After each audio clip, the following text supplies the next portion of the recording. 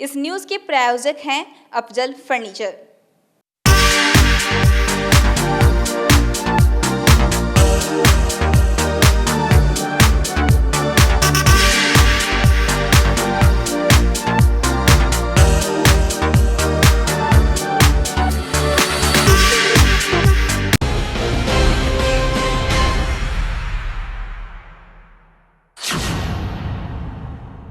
नमस्कार, day news में आप सभी तमाम दर्शकों का बहुत बहुत स्वागत है। मैं हूं आपके साथ अनामिका।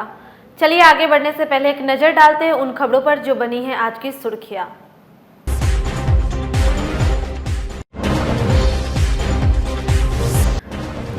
जिले के शराब माफियाओं पर नकेल कसने के लिए स्पेशल टास्क फोर्स को करनी पड़ रही है पहल।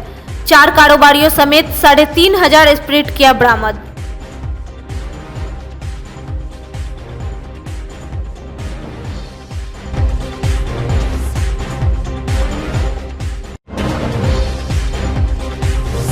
अब क्यों रुकी पड़ी है स्मार्ट सिटी कार्य योजना, बताएं नगर निगम। सुरेश शर्मा ने मेयर से मांगा जवाब।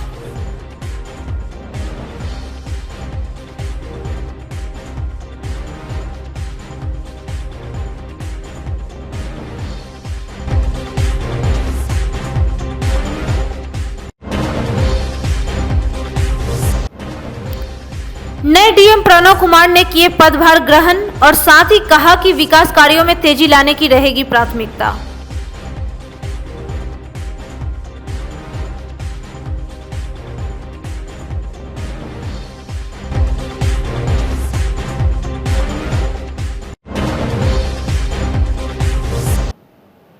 ये थी सुर्खियां और अब खबरें विस्तार से। शराब माफियाओं पर नकेल कसने के लिए अब एंटी लीकर टास्क फोर्स को भी मुजफ्फरपुर में एक्टिव होना पड़ा है। काटी थाना के मिर्जापुर से एंटी लीकर टास्क फोर्स ने सोमवार को गिट्टी लदे एक ट्रक में छिपाकर ले जा रहे थे। 3,500 लीटर से ज्यादा स्प्रिट जब्त कर लिया गया। जब्त स्प्रिट के मामले में काटी थाना के स्पेशल पुलिस अफसर की संलिप्तता सामने आई है। हालांकि डीएसपी पश्चिमी सैयद इमरान मसूद ने इस बात की पुष्टि नहीं की, लेकिन उन्होंने बताया कि जिले के शराब माफियाओं की अब खैर नहीं है। इस मामले में 4 लोगों को गिरफ्तार कर पूछताछ की जा रही है।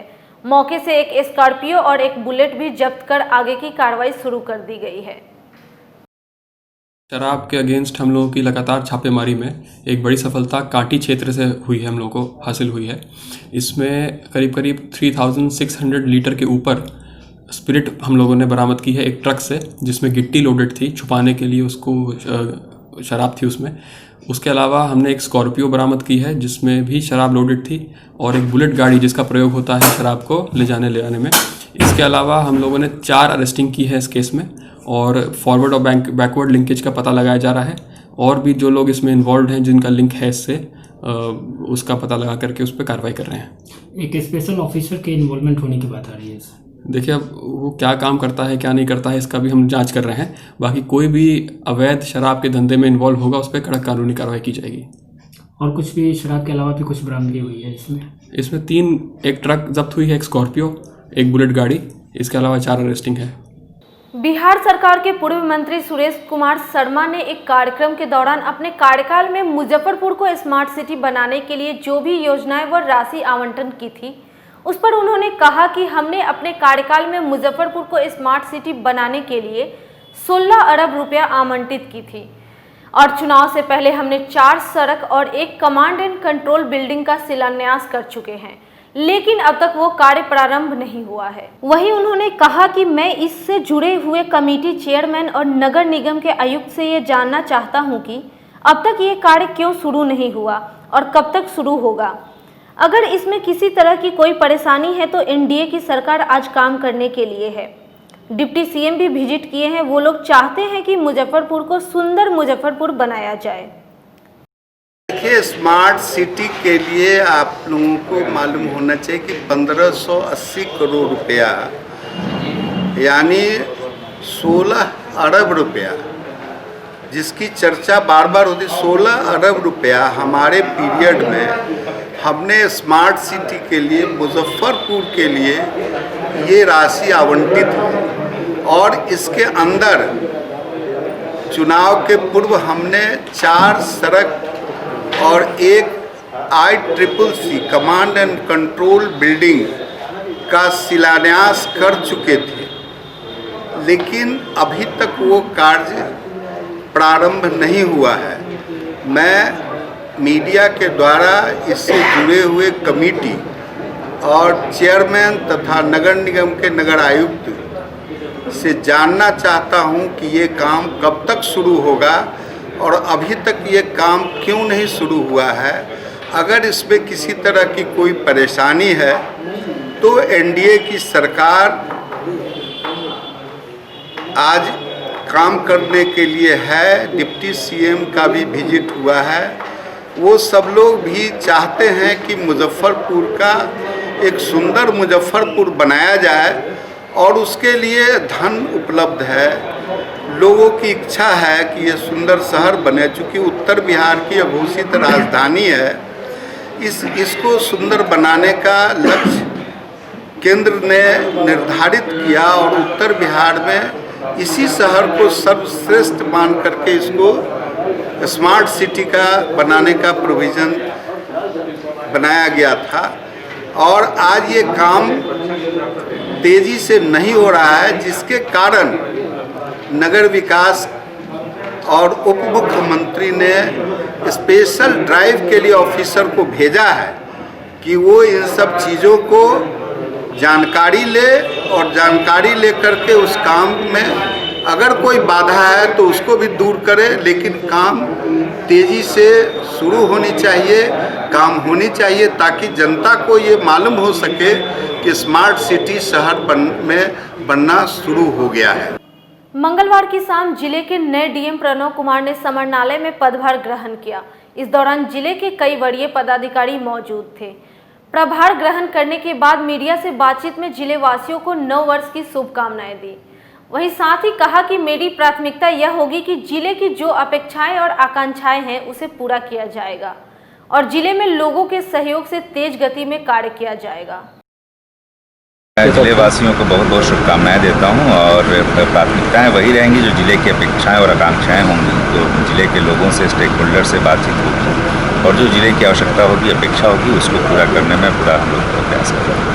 स्मार्ट सिटी का काम काफ़ी लंबे समय से पेंडिंग है, उसको लेकर के निश्चित रूप से सभी कामों में तेजी आएगी। हम उम्मीद करते हैं कि आप सभी लोगों के सहयोग से, यहाँ के लोगों के सहयोग से सारे काम गति पे रहेंगे, तेजी से। दिनों दिन बढ़ रहे प्रदूषण को दिखाने के लिए पौधा वाले गुरुजी राजेश कुमार सुमन के नेतृत्व में मुजफ्फरपुर के समरणालय परिसर में एक डेमो का आयोजन किया गया, जिसमें पर्यावरण संरक्षण को लेकर लोगों को प्रेरित किया गया। जिसमें पीठ पर सिलेंडर और नाक में मास्क लगाए राजेश कुमार सुमन एवं उनकी टीम लोगों को समझाने का प्रयास कर रहे थे कि यदि अब हम नहीं चेते तो आने वाले 20-25 सालों में सब लोगों के पीठ पर इस तरह का सिलेंडर आ जाएगा। इसके लिए महत्व को समझते हुए हम सभी लोग कम से कम एक पौधा जरूर लगाएं। सेल्फी विद ट्री के कैंपेन के सह संस्थापक रामलाल प्रसाद ने बताया कि हमारा कैंपेन बिहार के सभी जिलों में चल रही है, जिसमें हम पौधा लगाते हुए उसकी तस्वीर खींचकर सोशल मीडिया पर लगाते हैं और लोगों से वृक्षारोपण के लिए अपील करते हैं। जैसे बूंद बूंद तालाब भरता है, ठीक हम एक एक पौधा लगाकर पर्यावरण को सुरक्षित करने की कोशिश करते हैं। आज हम लोगों का डेमोन्स्ट्रेशन था कि आए दिन महानगर में जो प्रदूषण की समस्या बढ़ते जा रही है, तो आने वाले समय में हमारा मुजफ्फरपुर इस समस्या से ग्रसित न हो जाए, इसको लेके हम एक कैंपेन कर रहे हैं सेल्फी विद ट्री कैंपेन के माध्यम से, जिसमें हम पौधारोपण को लेके लोगों को प्रेरित करते हैं। जब भी कोई शादी, विवाह, मुंडन, जनेऊ, कोई ओकेजन होता है तो हम पौधा लगाकर उसको सेलिब्रेट करते हैं। यही उसी का एक डेमोन्स्ट्रेशन था हमारा। परिचय मंगलवार को चंद्रलोक चौक स्थित Bihar state food and civil supply corporation limited के जिला प्रबंधक कार्यालय के गेट पर फेयर प्राइस डीलर एसोसिएशन द्वारा एक दिवसीय धरना दिया गया। धरना दे रहे डीलरों का कहना था कि पॉस मशीन पर आवंटन से अधिक अनाज आवंटित दिखाए जाने पे वे विरोध कर रहे हैं। साथ ही उनका कहना था कि जिला प्रबंधक जल्द से जल्द आवंटन और उठाव का वजन सही करे, नहीं तो आगे और बड़ा आंदोलन किया जाएगा। किसी भी ब्लॉक में डीएसडी अभिकर्ता जो जिला प्रबंधक के द्वारा बहाल किया गया, वह विक्रेता के सही अनाज नहीं देता है। 100 कुंटल अनाज देता है, उसमें से 2.5 से 3 कुंटल अनाज हम लोग जब वितरण करते हैं और जोड़ घटाव करते हैं तो पता लगता है कि 2 से 2.5 कुंटल अनाज मेरा कम जाता है। हमने बार बार जिला प्रबंधक को कहे कि खास करके कुरहनी के जो क्या कहिएगा, कुछ भी कहे तो कम है, ठेकेदार जो है उमाकांत पांडे, 5 बार आवेदन हमने डिस्ट्रिक्ट मैनेजर को दिए और सारा वस्तु स्थिति से अवगत कराए, लेकिन कितना कमीशन डीएसटी ठेकेदार से हमारे डिस्ट्रिक्ट मैनेजर लेते हैं। भ्रष्ट डिस्ट्रिक्ट मैनेजर है। आज तक मुजफ्फरपुर में ऐसा डिस्ट्रिक्ट मैनेजर नहीं आया। हमारा किसी विक्रेता को नहीं मिला है। उससे विक्रेताओं जो नवंबर माह का मैनुअल राशन बांटता है जान बचा है। अभी बताइए, और एसएफसी को जो आवंटन नवंबर माह का है गरीब कल्याण योजना का, इन्होंने माल उठा लिया है और हमारे विक्रेता को निलंबित कर दिए हैं। गरीब कल्याण योजना का माल नहीं दिए हैं। इसी संदर्भ 503 मांग के लिए हम लोग आज बैठे हैं। मंगलवार को श्याम नंदन सहायक कॉलेज में शिक्षकों ने धरना प्रदर्शन किया। दरअसल उक्त कॉलेज के प्राचार्य को हटाने की मांग सहित अनुदान नहीं मिलने पर प्राचार्य को दोषी ठहराते हुए आक्रोशित शिक्षकों ने धरना प्रदर्शन किया। आपको बता दें कि शिक्षक एवं शिक्षकोत्तर कर्मी संघर्ष मोर्चा के बैनर तले शिक्षकों ने प्रदर्शन किया। वहीं शिक्षक ने बताया कि हमारा जो प्रभारी प्राचार्य है वो बिल्कुल ही भ्रष्ट है, उन्हीं को हटाने के लिए हम लोग आंदोलन कर रहे हैं और मैनेजमेंट से दरख्वास्त करते हुए एक जूनियर को प्रभारी बनाया गया, उसको हटाकर सीनियर को प्रभारी बनाया जाए और महाविद्यालय को भ्रष्टाचार से मुक्त किया जाए। वहीं उन्होंने कहा कि प्राचार्य ने बहुत सारी अनियमितता की है। आज प्रभारी प्राचार्य की वजह से हम लोगों का अनुदान नहीं आया, इसके दोषी वही हैं। शिक्षक शिक्षकेतर कर्मचारी संघर्ष मोर्चा का कन्वेनर हूँ। हम लोग यहाँ आंदोलनरत है। भ्रष्ट प्राचार्य के कारनामे के खिलाफ ये आंदोलन है। जब तक वो हटेगा नहीं हम लोग का आंदोलन समाप्त नहीं होगा।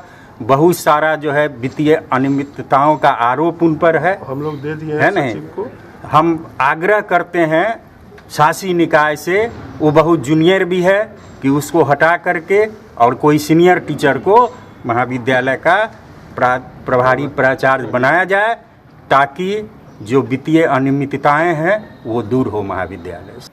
गायघाट वीडियो विमल कुमार ने प्रखंड मुख्यालय में पंचायत सचिव और कार्यपालक के साथ एक महत्वपूर्ण बैठक की। इस दौरान उन्होंने उपस्थित सभी को कई दिशा निर्देश दिया। आपको बता दें कि पंचायत में वोटर लिस्ट विखंडन, शिक्षक नियोजित संबंधित कागजात को लेकर व अन्य कार्यों को लेकर बैठक की गई। बीडीओ विमल कुमार ने बताया कि विभिन्न पंचायतों में आरटीपीएस केंद्र खोलना है, साथ ही शिक्षक नियोजित संबंधित कागजात भी जमा करना है। वोटर लिस्ट का विखंडन का काम चल रहा है और विभिन्न पंचायत में आरटीपीएस केंद्र भी खोलना है और शिक्षक नियोजन संबंधी भी कागजात जमा करने हैं। तो पंचायत सचिव को और कार्यपालक का इसी के लिए विशेष बैठक बुलाया गया था। मुख्यतः शनिवार को बैठक होती है हम लोग की, लेकिन इस काम को प्रगति में लाने के लिए इन सभी कामों को आज बैठक में हाँ दिशा निर्देश दी गई है। वो कल तक कहा गया है सभी जगह का विखंडीकरण का काम जो है वो पूर्ण करके आई के टेक में जाके उसको ये करवा लेना है, विखंडीकरण का काम पूर्ण करवा लेना है। इसके अलावा आरटीपीएस केंद्र में भी जहाँ पे केंद्र चल रही है 15 जगह पे हमारे यहाँ, तो उसमें कई जगह पे लोक सेवा का अधिकार अधिनियम से संबंधित बातें नहीं लिखाई गई थी। पंचायत सचिव को स्पष्ट निर्देश दिया गया है कि वो यथाशीघ्र उसको लिखवा लें और पंचायत में ही कार्यालय को अच्छी तरह से। मुख्यमंत्री के द्वारा जल जीवन हरियाली का सीधा प्रसारण कार्यक्रम मुजफ्फरपुर के डीआरसीसी में जिला स्तरीय कार्यक्रम का आयोजन किया गया। कार्यक्रम में बड़ी संख्या में जीविका दीदियां भी उपस्थित थी। आपको बता दें कि जल जीवन हरियाली अभियान में जन भागीदारी विषय पर परिचर्चा की गई और पर्यावरण संरक्षण के मद्देनजर लोगों को अधिक से अधिक सजग और जागरूक करने का लक्ष्य रखा गया। जिले के सभी प्रखंड कार्यालयों में जल जीवन हरियाली दिवस का आयोजन किया गया। प्रखंड स्तरीय कार्यक्रम में स्थानीय जनप्रतिनिधियों के साथ आम नागरिकों ने भी अपनी उपस्थिति सुनिश्चित करते हुए पर्यावरण संरक्षण पर आधारित कार्यक्रम का लाइव टेलीकास्ट देखा एवं पर्यावरण संरक्षण को लेकर परिचर्चा करते हुए जल जीवन हरियाली अभियान को जन आंदोलन का रूप देने का संकल्प लिया। जल जीवन हरियाली एक सरकार की महत्वाकांक्षी अभियान है जिसमें पर्यावरण संरक्षण के मद्देनज़र तमाम बिंदुओं पर परिचर्चाएं की जाती है और सभी विभागों द्वारा पर्यावरण संरक्षण की दिशा में बहुत ही महत्वपूर्ण कार्य पूर्व में किए भी गए हैं और आज भी किए जा रहे हैं। कोरोना को लेकर के यह कार्यक्रम की गति धीमी हो गई थी। सरकार ने निर्णय लिया कि प्रत्येक महीने के प्रथम मंगलवार को जल जीवन हरियाली दिवस मनाया जाएगा। उस क्रम में आज राज्य स्तर पर अधिवेशन भवन में माननीय मुख्यमंत्री की उपस्थिति में यह कार्यक्रम का आयोजन हुआ, जिसका सीधा प्रसारण सभी जिलों में किया गया। हमारे मुजफ्फरपुर में सिकंदरपुर स्थित स्थानीय DRCC में उक्त कार्यक्रम का आयोजन हुआ, जहां जिले के सभी बड़े पदाधिकारी तथा आयुक्त तिरहुत प्रमंडल के साथ जिला स्तरीय सभी पदाधिकारी और कर्मी उपस्थित थे और उन्होंने पटना में जल जीवन हरियाली पर चल रहे कार्यक्रम का सीधा प्रसारण देखा और उस परिचर्चा में प्रत्यक्ष और अप्रत्यक्ष रूप से इनकी अपनी भागीदारी सुनिश्चित की। मैं बता दूं कि प्रत्येक महीने के प्रथम मंगलवार को ये कार्यक्रम का आयोजन होगा और आज जो कार्यक्रम हुआ उसमें विषय था कि जल जीवन हरियाली में आम लोगों की सहभागिता सुनिश्चित करना। खबरों को आगे बढ़ाएंगे हमारी सहयोगी प्रज्ञा।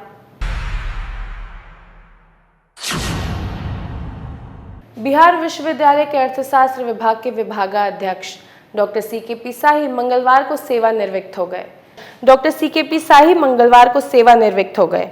विभागाध्यक्ष के सेवानिवृत्त होने पर अर्थशास्त्र विभाग के कर्मचारियों और छात्र छात्राओं द्वारा विदाई समारोह का आयोजन किया गया।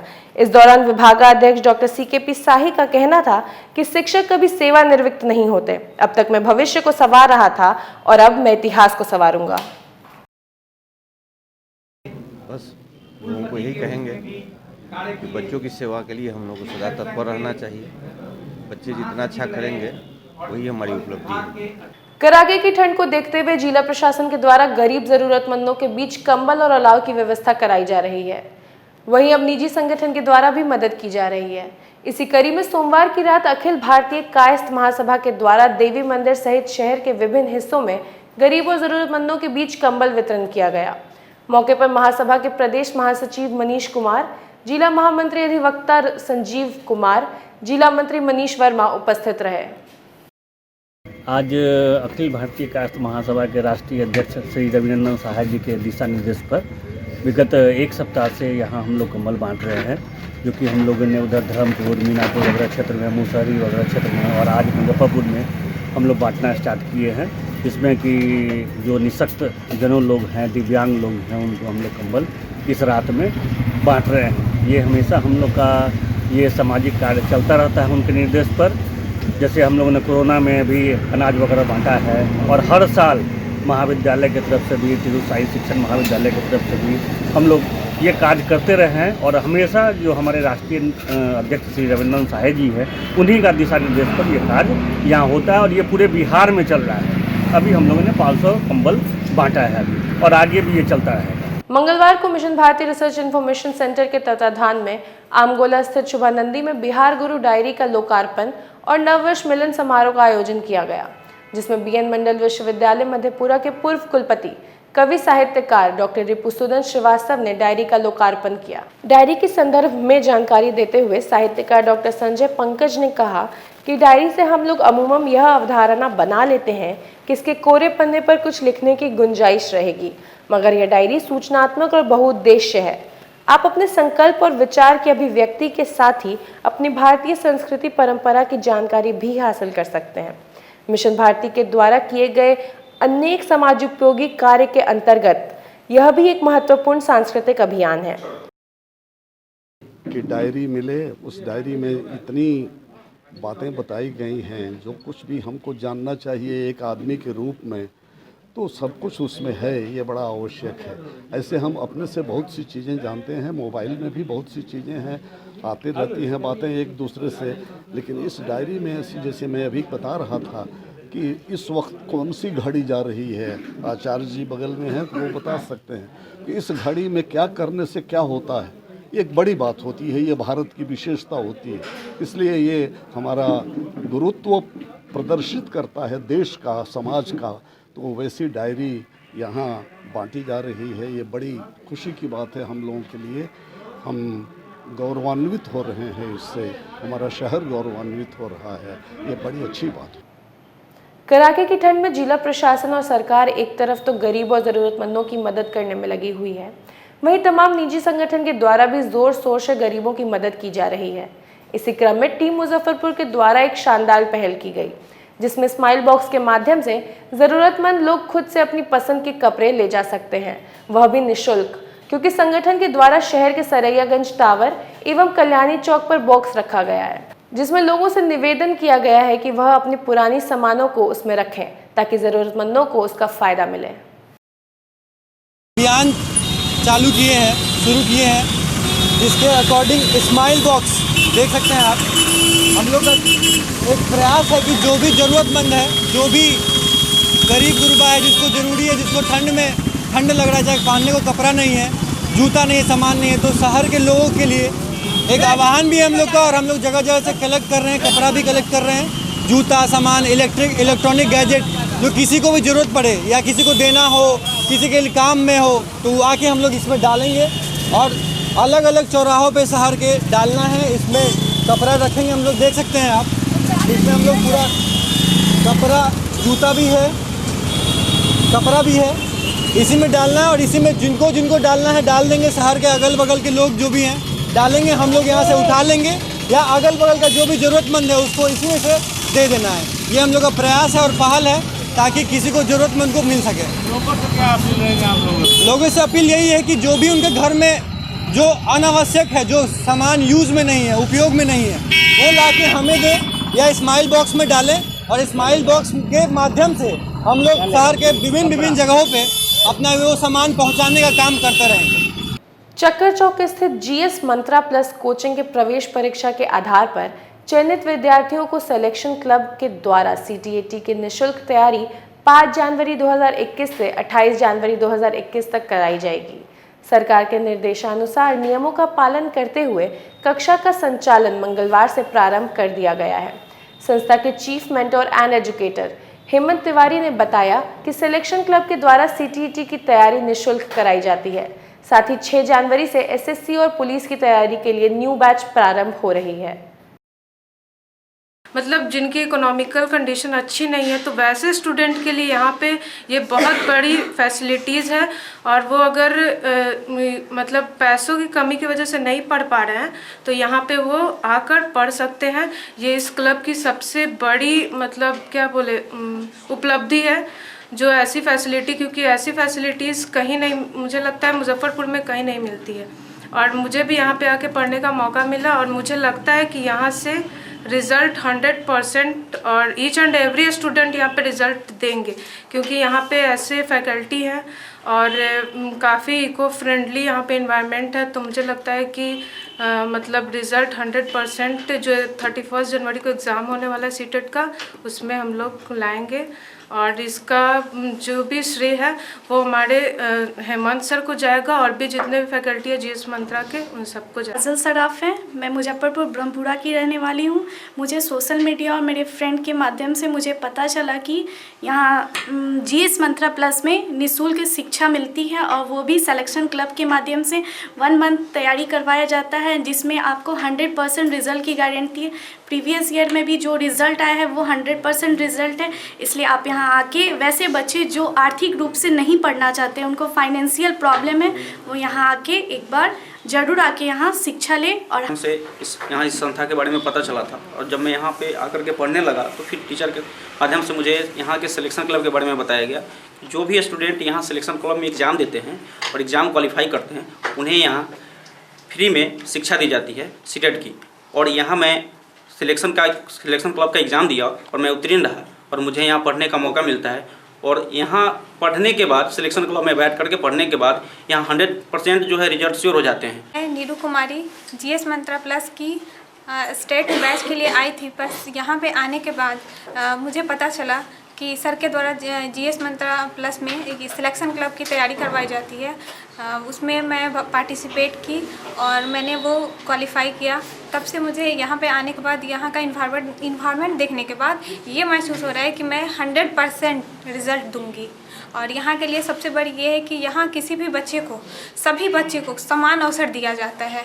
ये नहीं कि किसी के साथ कोई भेदभाव नहीं किया जाता है। सबसे बड़ी यहाँ पे ये देखी जाती है कि सर के द्वारा किसी भी बच्चे में न किसी जाति धर्म या किसी भी ये के नहीं देखा जाता है, बल्कि उनको एक समान शिक्षा दी जाती है और उनके साथ एक साथ बिहेव किया जाता है। सिलेक्शन क्लब के माध्यम से जो सीटेट की निःशुल्क तैयारी कराई जाती है, उसकी कार्य योजना आज प्रारंभ कर दी गई। सीटेट की निःशुल्क तैयारी 100 आवर्स 100 घंटे की तैयारी, जो प्रतिदिन 5 घंटे की ये कक्षाएं चलेगी, ये 5 जनवरी से लेकर 28 जनवरी तक चलेगी।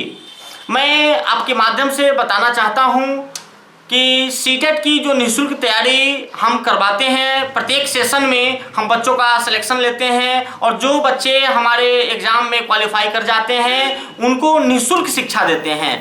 टेस्ट सीरीज, इस 5 घंटे की जो पीरियड होती है इसमें हम लोग test series, doubt clearance, PSSS, उसके बाद जो यदि बच्चे की कोई टॉपिक डिमांड होती है वो जो वीक स्टूडेंट्स हैं उनको हम लोग फोकस कराते हैं, सेंटर्ड फोकस करते हैं और काफ़ी हम लोग हमारी टीम मेहनत करके और बच्चों को मेहनत करवा कर और रिजल्ट देते हैं। यदि थोड़ी सी नज़र डाली जाए प्रीवियस रिजल्ट पर हमारी संस्थान की, तो 80% स्टूडेंट्स पिछले बार हमारे यहाँ से क्वालिफाई किए हैं।